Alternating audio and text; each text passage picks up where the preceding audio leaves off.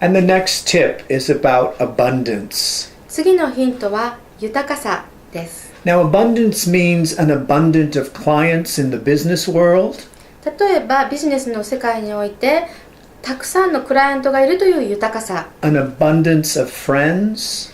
友情の豊かさ、 An abundance of you feeling happy in every area of your life. 人生のあらゆる面でご自身が幸せを感じられているという豊かさ。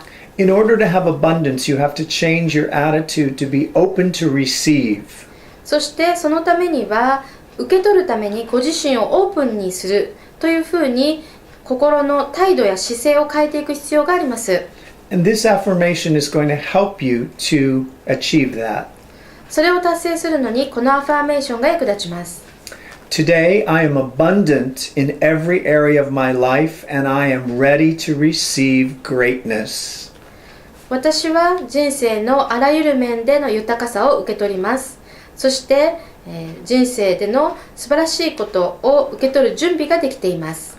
We'll be right back with more tips. はい、それでは次のヒントをお楽しみに。Okay.